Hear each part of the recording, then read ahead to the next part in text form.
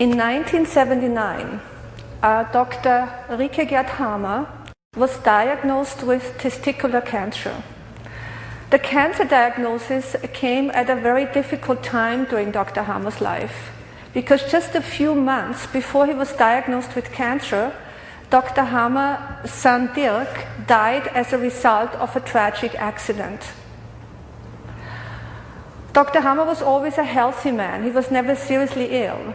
So he immediately wondered whether his cancer could be related to the emotional stress and the emotional pain that he was suffering over the loss of his son. At this time of his life, Dr. Hamer was head internist at a cancer clinic in Germany. So he was working with cancer patients. And he started to talk to his patients. He wanted to find out if his patients, his cancer patient, had also experienced some emotional trauma before they got cancer. And he quickly learned that all of them, without exception, had suffered what we call in German new medicine a conflict shock before they got cancer. But this, however, did not explain why Dr. Hamer's patients, and including himself, developed a very specific type of cancer. Why testicular cancer? Why breast cancer? Why colon cancer? Why lung cancer? And Dr. Hamer was determined to find out. And he had an ingenious idea. Based on the premise that all our bodily processes are controlled from our brain, Dr. Hamer obtained a brain scan of all his cancer patients. A brain scan, we have an example here, shows layers of the brain taken parallel to the base of the cranium. And Dr. Hamer compared the brain scan with his patients' medical records and their personal history. And he took particular attention to his patients' recent emotional trauma. And this is what Dr. Hamer found. Dr. Hamer found, and we're going to do this slowly, Dr. Hamer found that each cancer has its own area in the brain from where the cancer is controlled. And each cancer is linked to a very specific type of conflict shock that correlates psychologically and biologically to the same area in the brain that controls the cancer. So in other words, Dr. Hamer found a clear correlation between certain conflicts, how these conflicts manifest themselves on the organ level as cancer, and how all this is connected to the brain. So he found, for example, that lung cancer is always controlled from a very specific area in the brain stem, which is the oldest part of the brain, and that lung cancer is always linked to a death fright conflict. Glandular breast cancer, so a cancer in the breast glands, on the other hand, is always controlled from a very specific area in the so-called cerebellum, which is just next to the brainstem. And glandular breast cancer is always caused by, as Dr. Hamer calls it, a nest worry conflict. So unexpected concern and worries about the well-being of a loved one. Intraductal breast cancer, on the other hand, he found is always controlled from a very specific area in the so-called cerebrum. And intraductal breast cancer is always caused, so he found, by a separation conflict. Well, animals, aren't they wonderful? Animals experience these conflicts in real terms. For example, when they're separated from their mate, from their offspring, when they are attacked by an opponent, when they lose their nest or their territory, when they suffer a threat of starvation or a death fright. While we humans developed over time a figurative way of thinking, so we can suffer these conflicts in a transposed sense. So we can experience such conflict, for example, territorial conflict, when we lose our home or our workplace. We can suffer an attack conflict when we are physically attacked, verbally attacked, or when our integrity is attacked. We can suffer a starvation conflict when we don't know how to provide for ourselves. And we can suffer a death fright conflict most often, and a typical death fright is a diagnosis shock. And Dr. Hammer found, or as we would say, since this conflict involves our entire organism, so the psyche, the brain, and the organ, and since we share these conflicts with all other species, we speak in German New Medicine of biological conflicts rather than of psychological conflicts. Well, after Dr. Hammer has identified what type of conflicts cause what type of cancer, he naturally looked at other so-called diseases. He looked at heart conditions, skin disorders, liver disorders, diabetes, arthritis, and so forth. But he also looked at mood disorders like depression, or mental disorders, as we call it, bipolar disorders.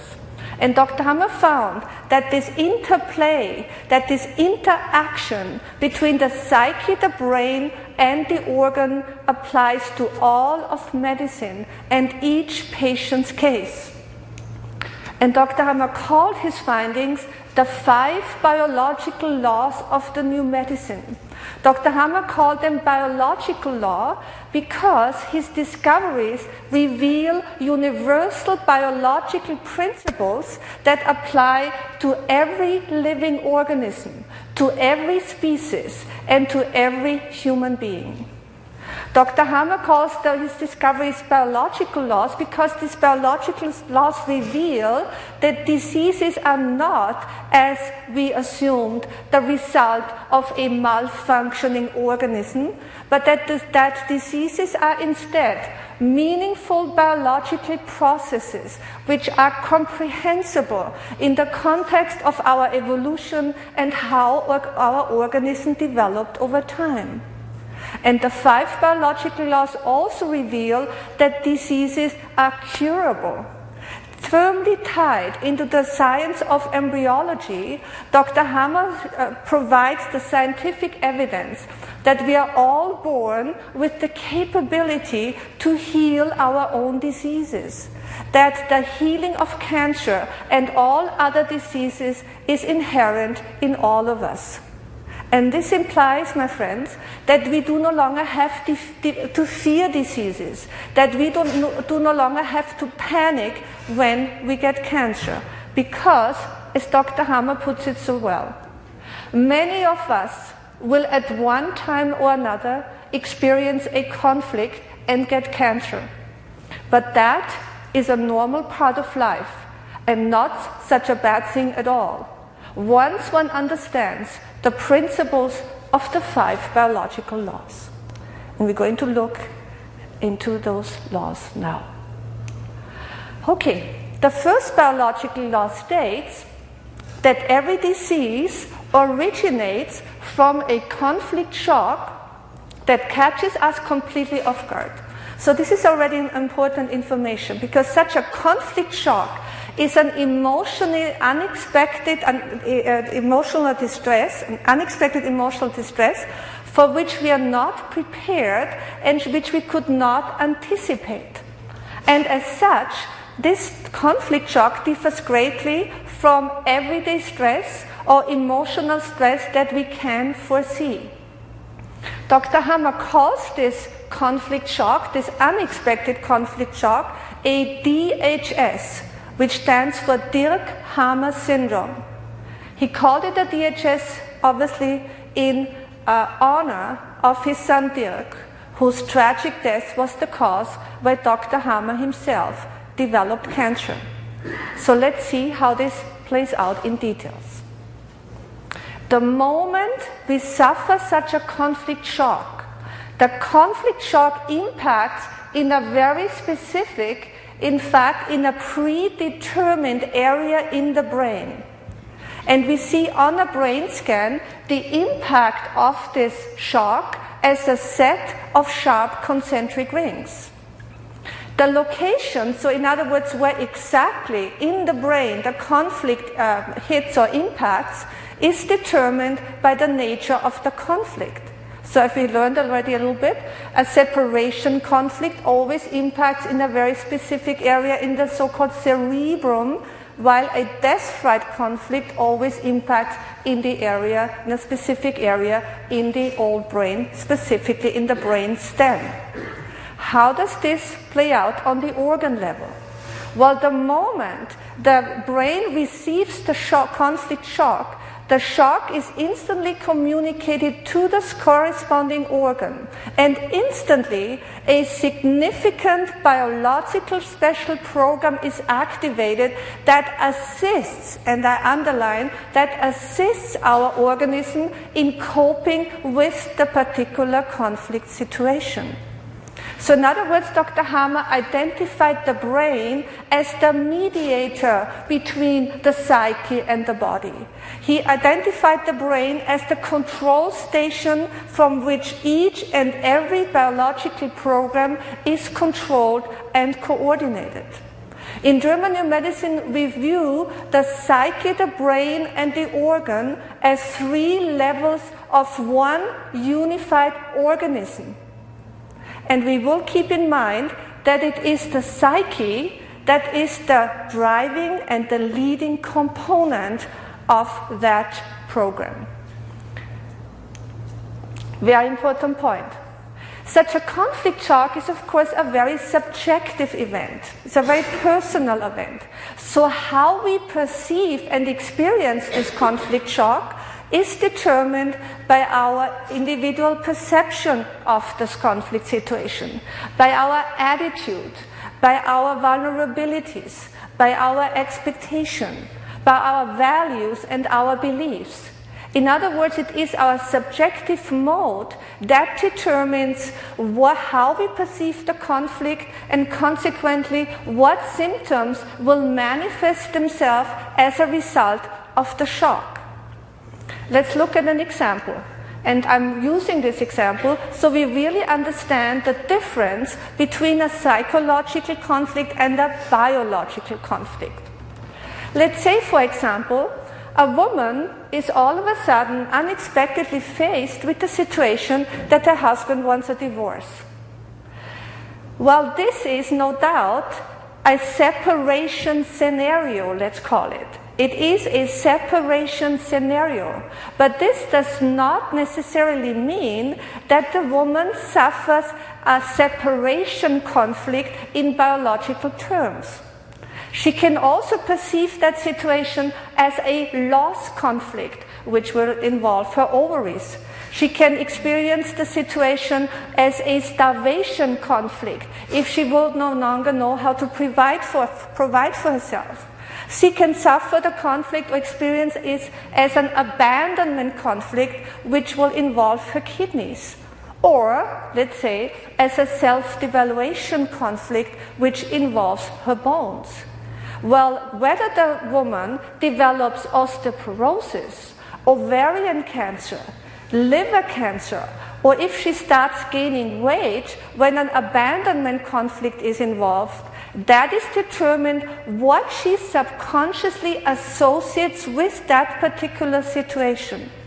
But as soon as this association is made, the conflict-related significant biological program is instantly activated.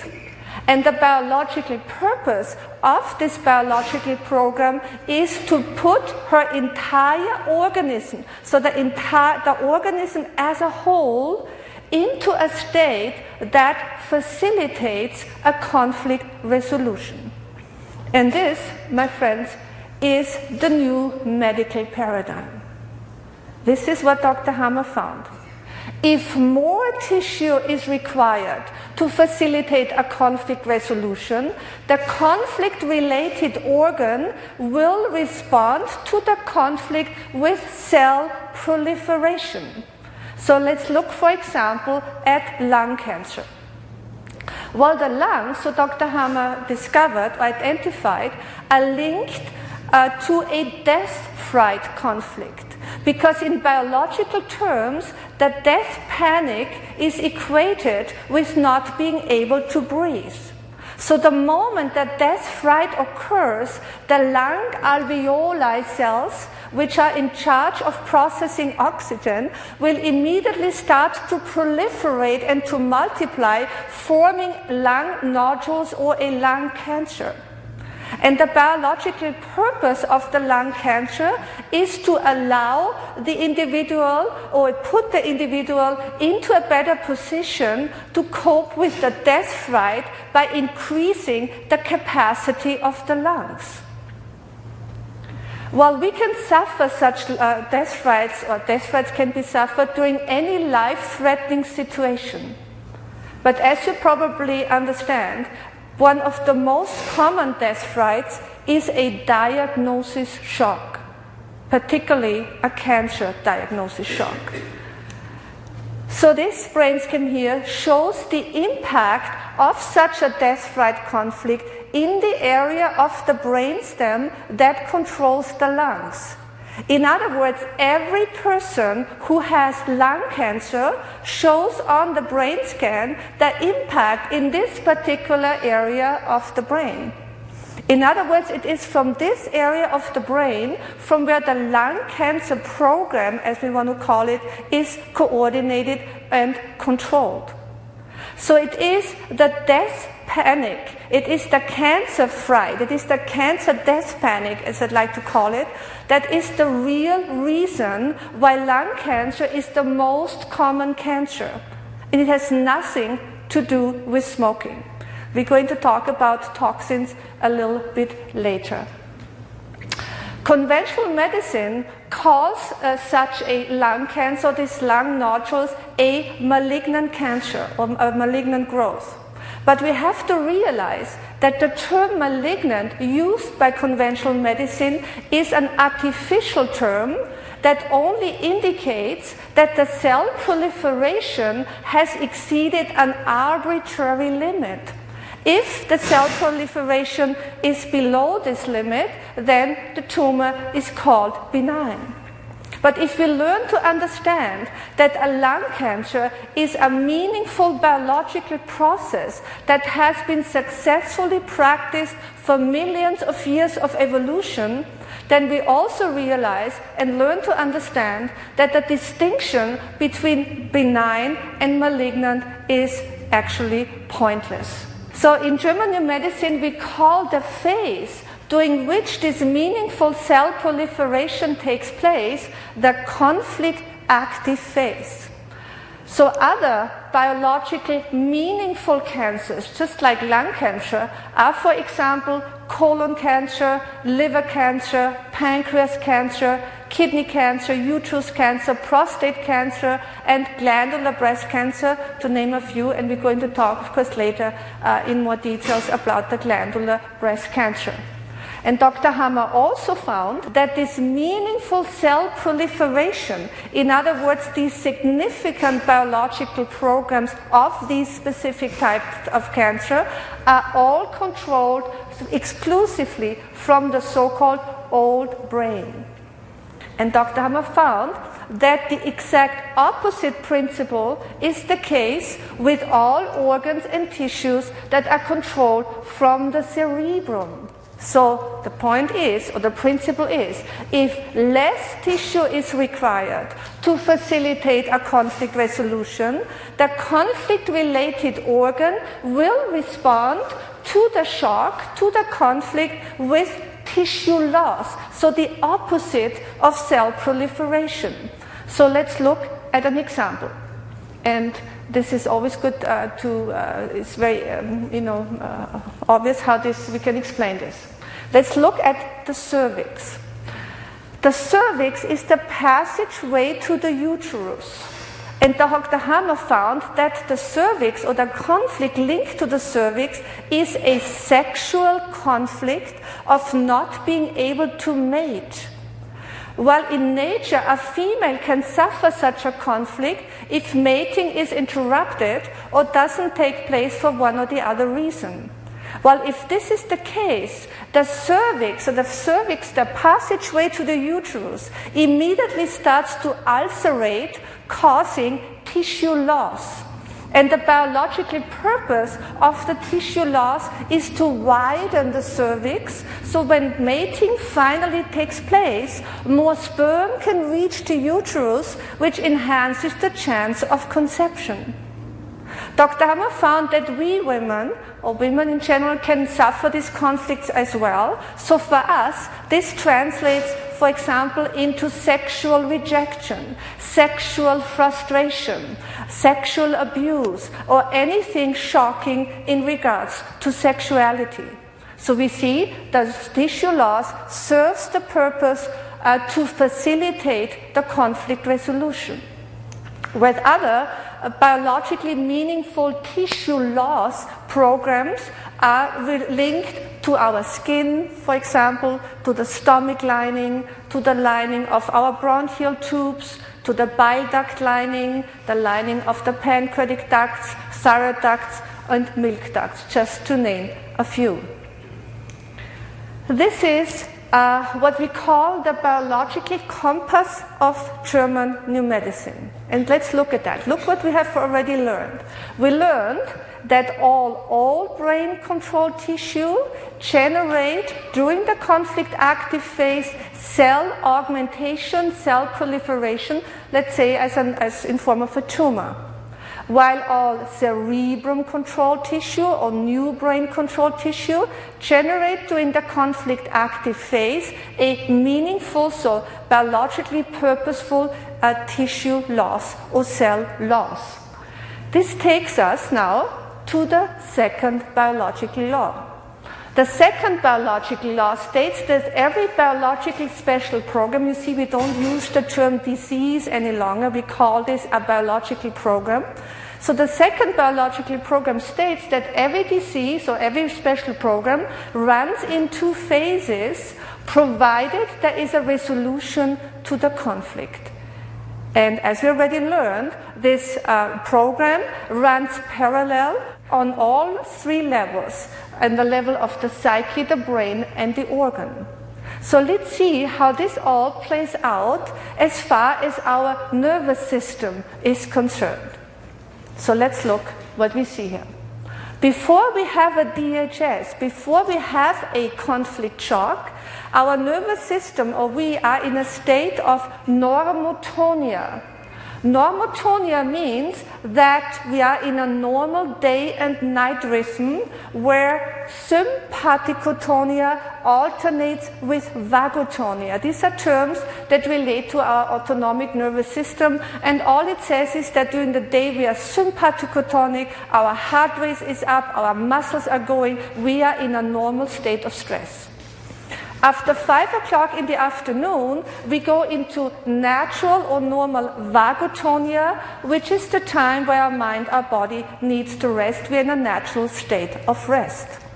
And Dr. Hammer found the moment we suffer a DHS or a conflict shock, this normal day and night rhythm is instantly interrupted, and we enter what we call the conflict active phase, which is a prolonged sympathicotonic state, a prolonged state of stress. And when we resolve the conflict, CL stands for conflictolysis or conflict resolution, we enter the healing phase or a prolonged state of vagotonia, a prolonged state of rest. So let's look into more detail. Well, we have all been there many, many times. Typically, when we are conflict active, we are totally preoccupied with the conflict. We can't think of anything else. We can't focus on anything else. All we do is to dwell and think about what took place. So we are totally preoccupied with the conflict. We can't sleep and we can't eat. But we have to realize that the extra waking hours of waking up at 3 o'clock in the morning and start thinking about the conflict, and that this focus on the conflict and the extra waking hours serve the biological purpose or have the significance to give us enough time or extra time to think about the conflict and find a resolution as quickly as possible. We call the conflict active phase also the cold phase, because when we're in the state of stress, our blood vessels are constricted, and as a result, we have cold hands, we have cold extremities. So typically all cold symptoms like the shivers or cold sweats only occur during the conflict active phase. Well, the moment we resolve the conflict, we enter the healing phase. Okay? So typically, when we are healing, we are very tired. Fatigue is always an indication that a natural healing process is taking its course. The healing phase is a vagotonic, a prolonged vagotonic state. It is, in simple terms, like resting after a big battle. So we are very tired, and there is a biological purpose. And the reason why we are very tired, because we need to rest, we need to sleep as much as possible so we can support the organism, the body, while healing takes place. So let's see. Warm phase, very important. We call the healing phase also the warm phase because the blood vessels are widened. Okay? Now we have hot hands, we have fever potentially, so all the hot symptoms, including inflammation, typically occur during the healing phase. So let's look now what happens on the healing phase, in the healing phase on the organ level, and this is most fascinating. The moment the conflict is resolved, all tumors or a tumor that grows during the conflict active phase instantly stops growing. But not only that, the moment the conflict is resolved, the tumor not only stops growing, but the tumor is now decomposed and broken down with the help of specialized microbes that have been trained over the course of evolution to do exactly that. And this takes us to the fourth biological law and the beneficial role of microbes. When our body, our organism developed over time, microbes developed with our organism. And the biological purpose or the function of the organism is to maintain our tissue and keep our body in a healthy state. And Dr. Hammer made two other important discoveries.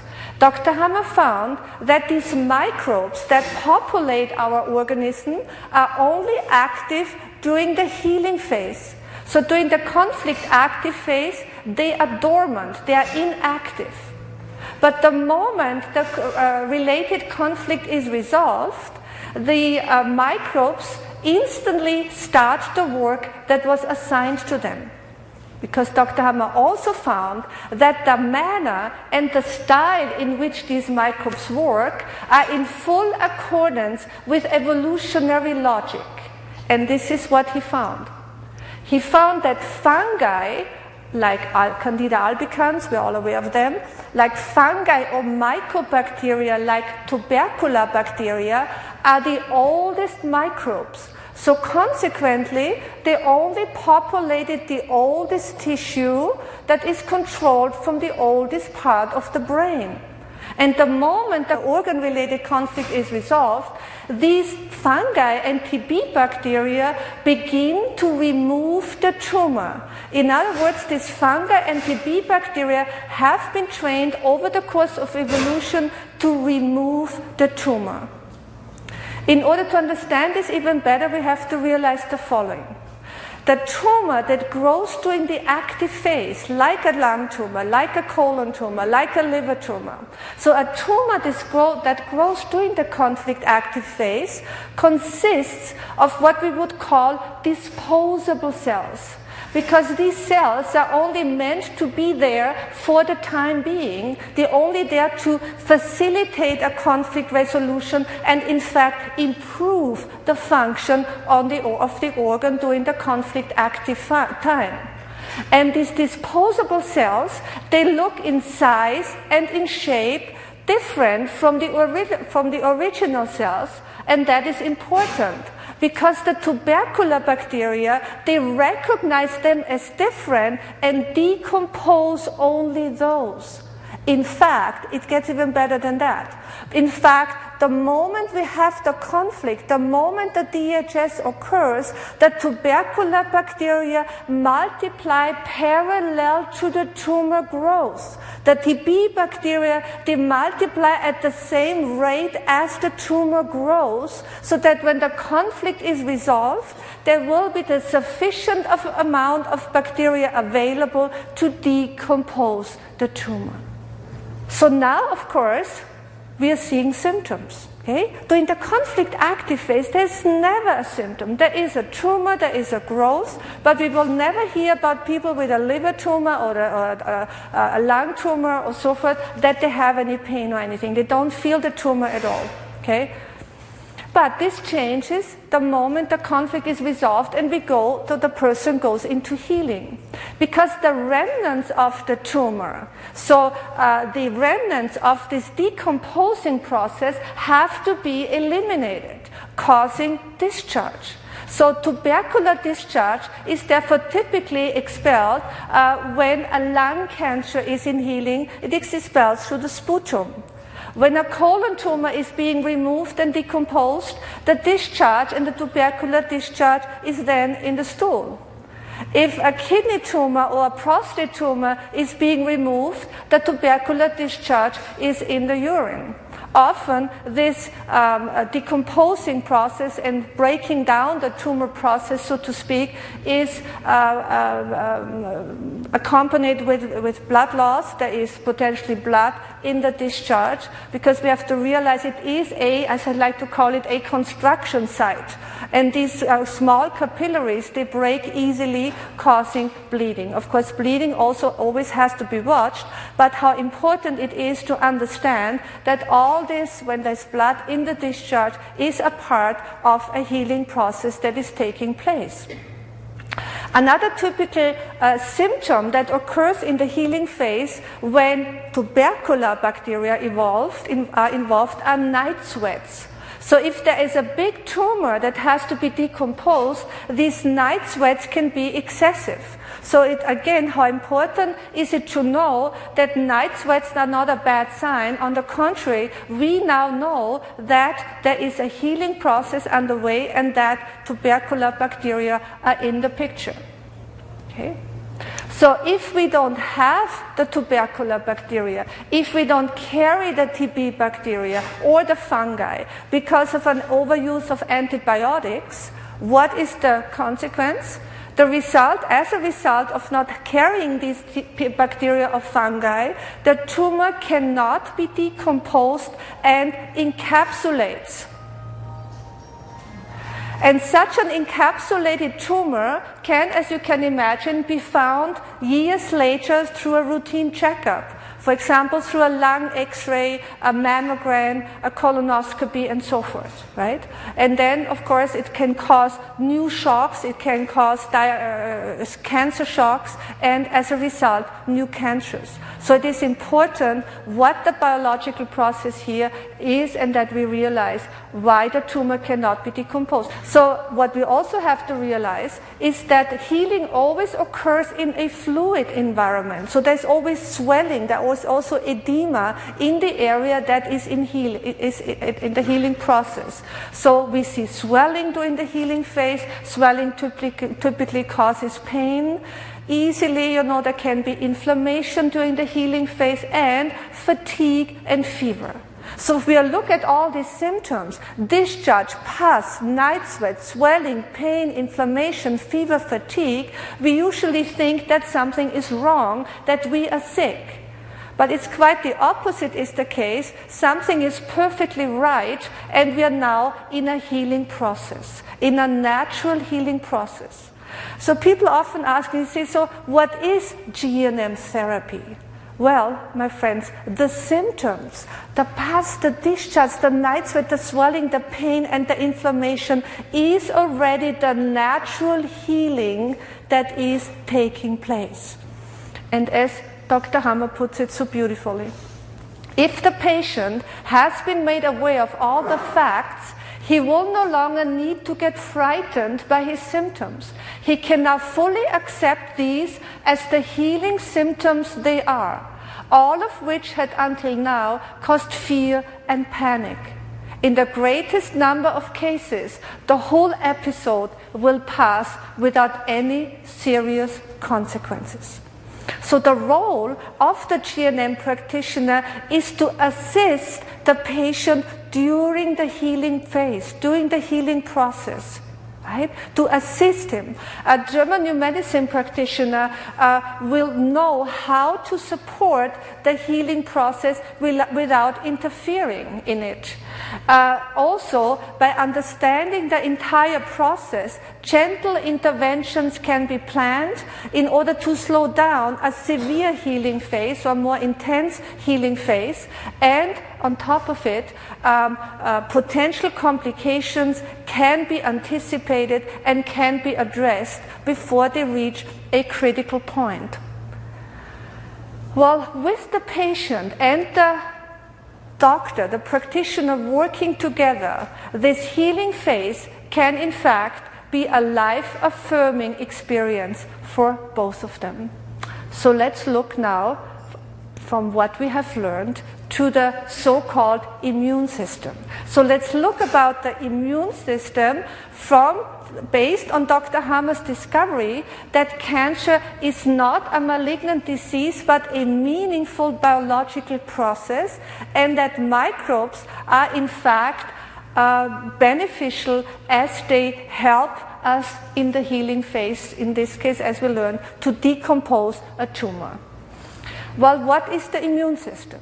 According to conventional medicine, the immune system is a defense system against microbes and cancer cells.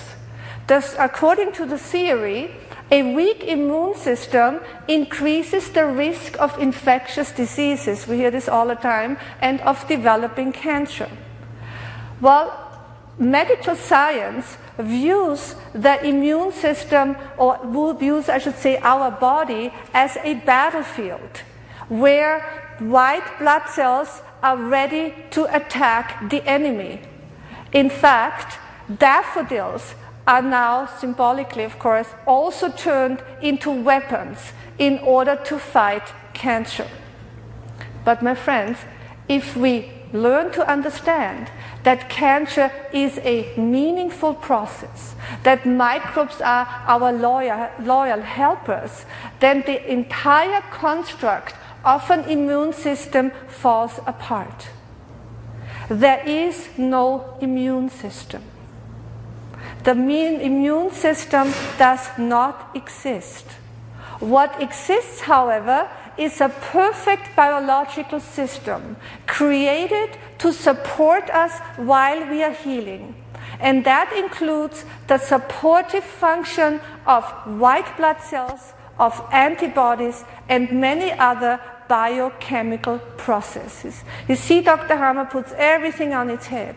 Because if we learn that diseases are meaningful, that these are programs that have been practiced over millions of years, we realize that most theories of conventional medicine are based on assumptions that have actually never been substantiated. So let's look further. So what have we learned?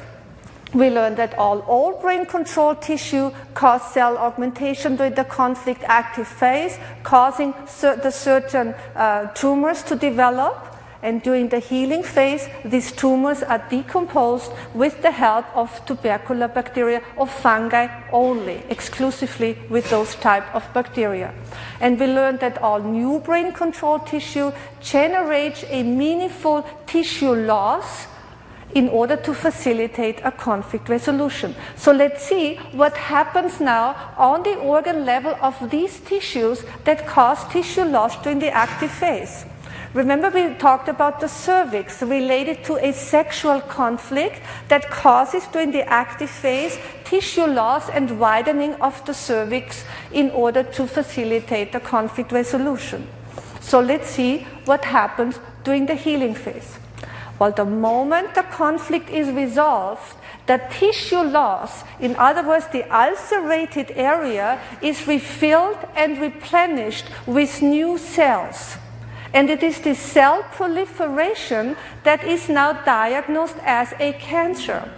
Because of the cell proliferation, it is diagnosed as a malignant cancer. So here we find, for example, cervical cancer, right, as a healing phase of the cervix in healing as a result of having resolved a sexual conflict. But Dr. Hammer clearly shows that the cell proliferation is nothing malignant, that such a tumor is not malignant at all, but this tumor is in fact a good sign that the tumor is now in the healing process, that the tissue loss is refilled and replenished.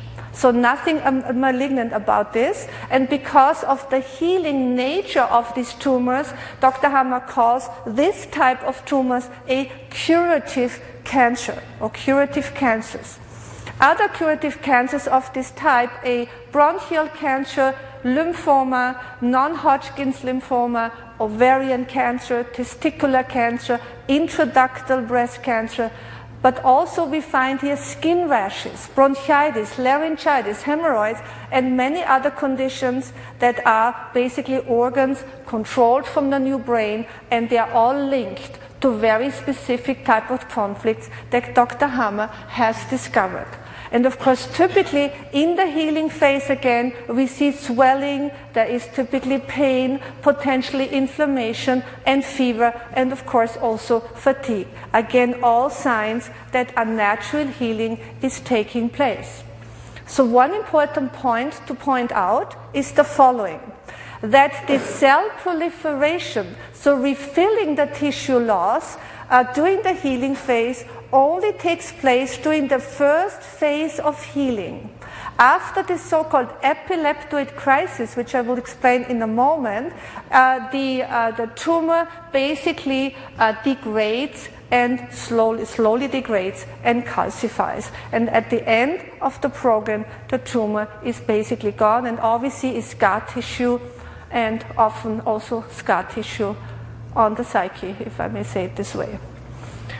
Okay, we're going to go to the brain level and see how these programs run on the brain level. We have learned that on the psychological level, during the conflict active phase, we are preoccupied with the conflict, we can't sleep, we can't eat, right? We are totally focused on the conflict. On the conflict-related organ, we see either a tumor growth or tissue loss, depending what tissue is involved, in order to help us on the organ level to cope with the conflict and facilitate a conflict resolution. So let's see what happens on the brain level.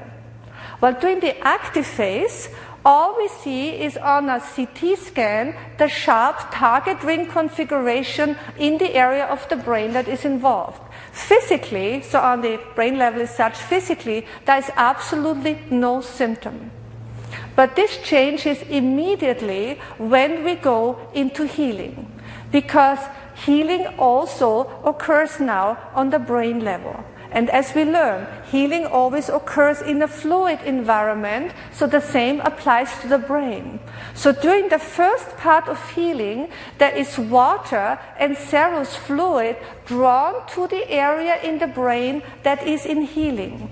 And this fluid, this serous fluid and water that accumulates at this area causes or creates a so-called brain edema. Okay. So this brain edema, however, is important because the edema provides basically a water pocket, a water cushion that protects the area in the brain while it's healing. So we have to realize that such an edema is not only in the area of the brain that is in healing, but also on the corresponding organ or tissue that is in healing at the same time. So that is why the phase A of healing is the most difficult part, because this is where there is the swelling and the pain on the organ level, and the brain edema causes the typical cerebral healing symptoms like headaches, dizziness, and blurry vision. But you can imagine the more intense the conflict active phase, the bigger the impact in the brain in the active phase, the bigger is the brain edema. And this is a very good picture. On the brain scan, the brain edema shows as dark, as black. This is a very good example. Well, at the height of the healing phase, a very important event takes place, which is the so-called epileptoid crisis. So what is that? Well, at the height of the healing phase, the brain from that area that is in healing, so from the center of here, the brain triggers a sympathicotonic spike that puts the entire organism back into conflict activity, with the typical symptoms like shivers, the cold sweats, nervousness, restlessness. So what is the reason for that? What is the purpose of that? Well, nothing in nature happens by chance. The biological purpose is the following. At the height of the healing phase, or we can also say at the deepest point of vagotonia, this brain edema has reached its maximum size. And exactly at this point, this sympathicotonic stress push presses the edema out. And that is a very important counter-regulation, because now the edema on the brain, on the brain level, and as well as the edema on the healing organ can now be expelled. So, well, after the epicrisis, we have therefore a urinary phase, which means that now the water can be expelled and we pee a lot. So we can now basically verify this from now on. So if all of a sudden we have a night where we get up and have to go to the washroom a couple of times, although we haven't drank a lot the morning before, okay? So that is when such an epicrisis has taken place. Usually often the epicrisis takes place in the early morning hours, because this is when we are in natural vagotonia, and this is, of course, the ideal time for the epicrisis.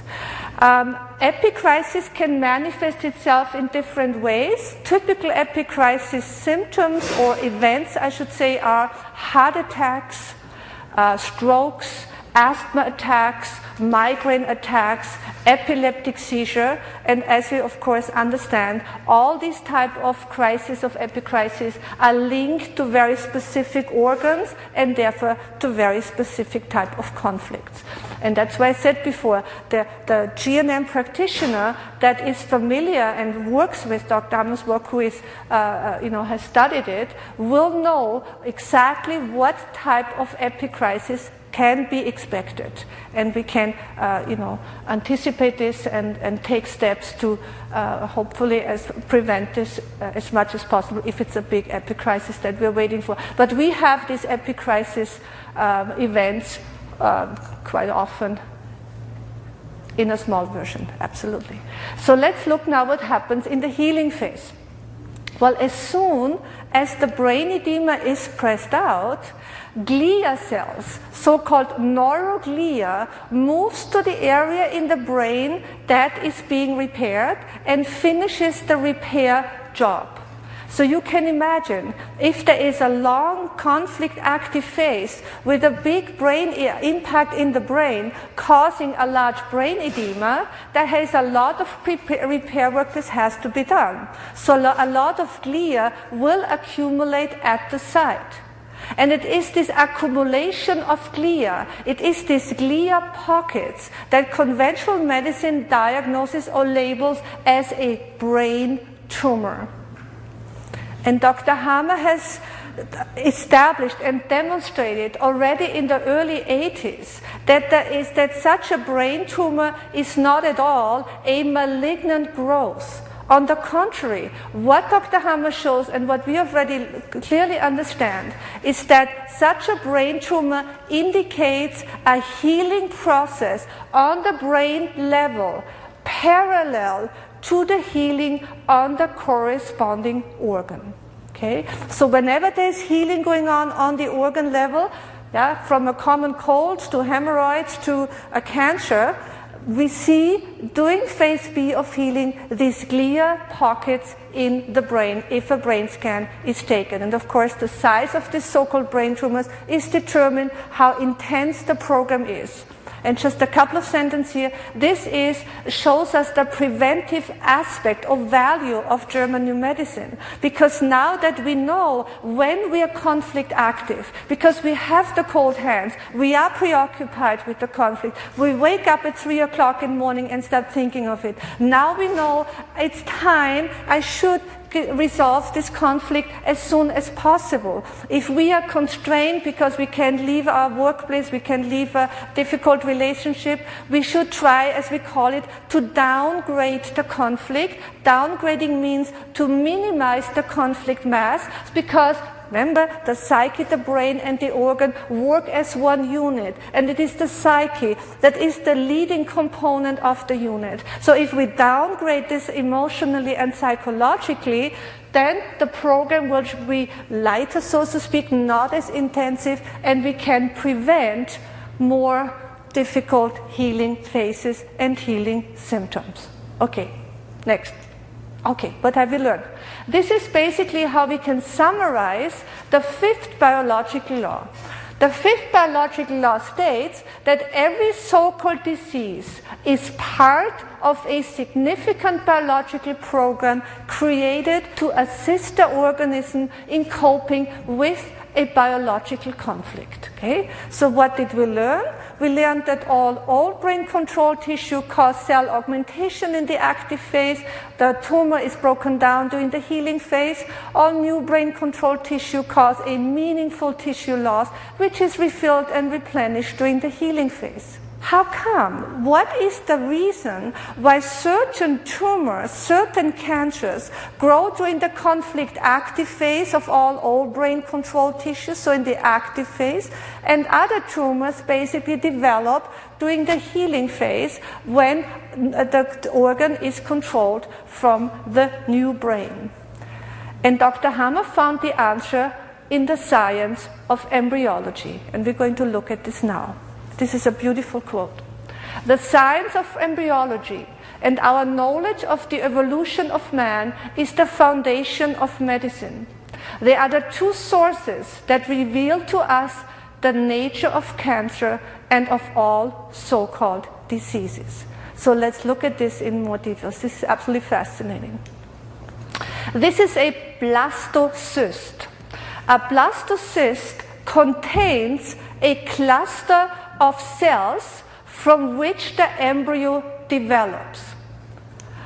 On the 13th day after conception, in other words, 13 days after the fertilization of the egg, the blastocyst divides into 3 embryonic germ layers, which is the endoderm, the mesoderm, and the ectoderm.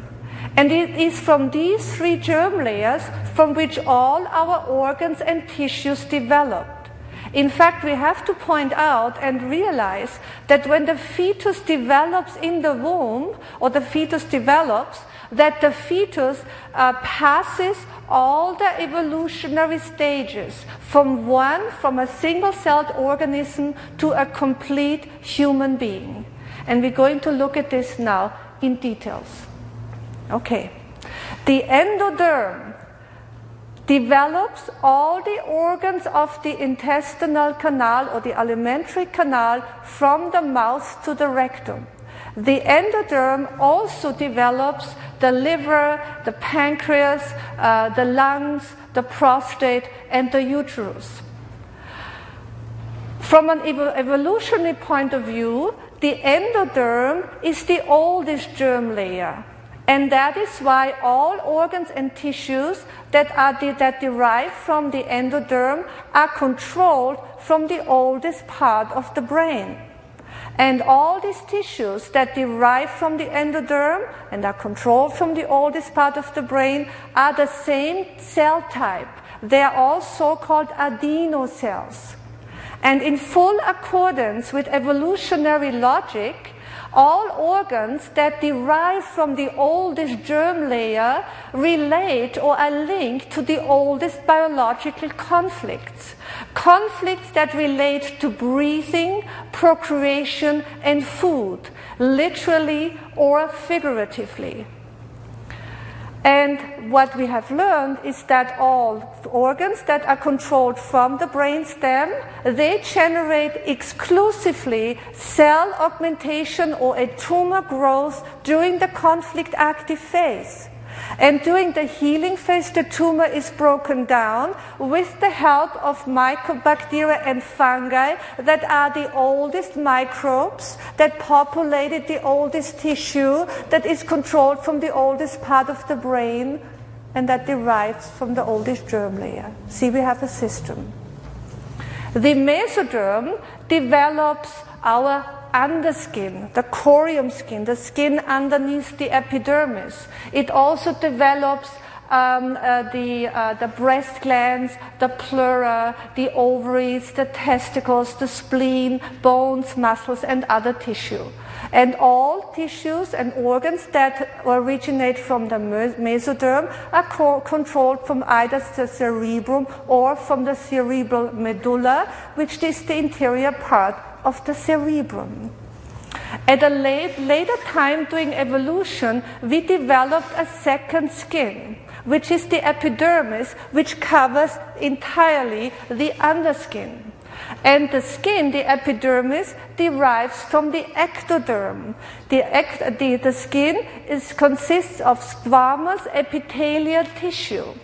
And over the course of evolution, the squamous epithelial tissue also migrated into the mouth and into the rectum. It lined all the canals and ducts in our system. It lined the pancreas ducts and the bile ducts. It lined the stomach and so forth.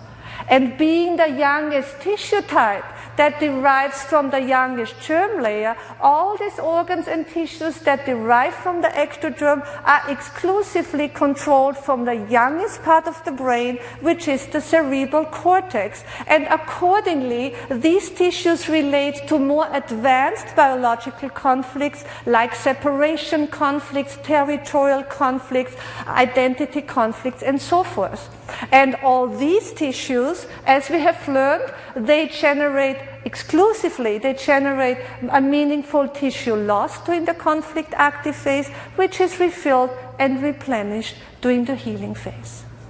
So Dr. Hammer's discoveries, as we so beautifully see, they provide us with a complete biological system that explains not only the cause, but also the natural healing of diseases in the context of how our organism developed over time. And the beautiful thing is that this complete biological system does not only apply to us humans. All species, whether fish, reptile, mammal, or humans, respond to the same type of biological conflict with the same biological program. In other words, every species responds to a death-fright conflict with the proliferation of lung cells. Every mammal responds, or female mammal, responds to a nest worry conflict with the proliferation of breast gland cells. Last thing before the quick break. Based on what we have learned, based on that cancer and diseases are not something out to kill us, right? If nature were designed to produce cancer cells in our body to kill the organism, we would not be sitting here, right? So let's look from that new understanding, based on this new paradigm, to the question if toxins can, in fact, cause cancer. While the theory that toxins cause cancer is a widespread belief, and it also causes a lot of fear, adding to the fear that is already associated with cancer. While this does not say, or we are not suggesting, that toxins are harmless. Toxins in our food, in our environment, environmental toxins, smoking, etc., of course deplete the body, deplete our organism of energy. which means that we are more susceptible to suffer a conflict shock, and also a body depleted of energy has a much more difficult time to in the healing phase. There are also so-called neurotoxins that are in dental fillings and in vaccines. And absolutely, this neurotoxin can cause severe nerve damage and neurological disorders. But, my friends, and this is the point, toxins cannot cause cancer. And this is why. The theory that toxins cause cancer is based on the assumption that cancer is a malignant disease. But if we learn that cancer is not malignant but a meaningful biological process, then we also understand that toxins can't cause cancer. Also, when we learn to understand that cancer originates in the psyche and that each cancer is controlled from a very certain area in the brain that acts as a mediator between the psyche and the body, then we also understand that toxins cannot cause cancer. Dr. Hammer's discoveries also explain why people that live a very healthy lifestyle, that follow a healthy diet, and try to stay away as much as possible from toxins still get cancer. And this often at a very early age. I know this is something to digest, but we just have to look at the science. Yes.